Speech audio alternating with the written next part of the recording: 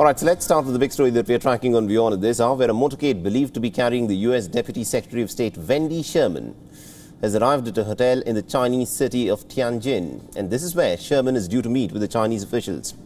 The visit, of course, comes at a time when tensions between Washington and Beijing are at an all-time high on multiple fronts.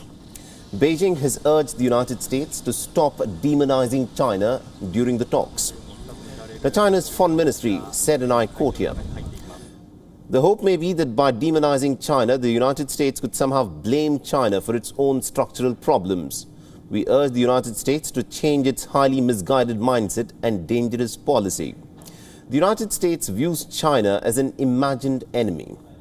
Now, Sherman, remember, will be the first of and the highest official to be holding talks with the Chinese Vice Foreign Minister Xi Feng. She'll then be meeting with the Chinese Foreign Minister Wang Yi.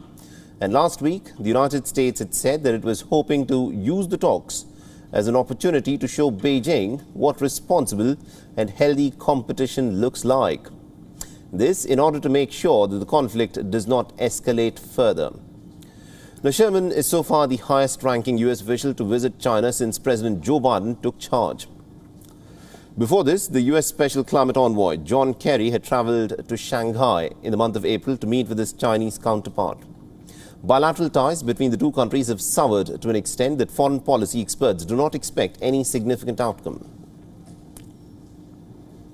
Now, if the talks go well, it could in fact help set the stage for an eventual meeting between Biden and his Chinese counterpart Xi Jinping.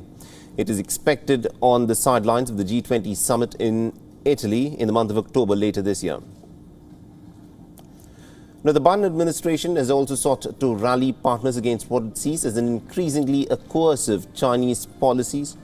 Washington has also criticized Beijing for its treatment of the Uyghur minority Muslims in the Xinjiang province.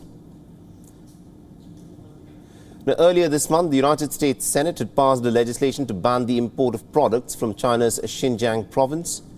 U.S. officials say that Chinese actions against the Uyghur minority Muslims and other minority groups amounts to genocide. After wrapping up her China tour, Wendy Sherman will be visiting Japan, South Korea, Mongolia and also Oman. WION is now available in your country. Download the app now and get all the news on the move.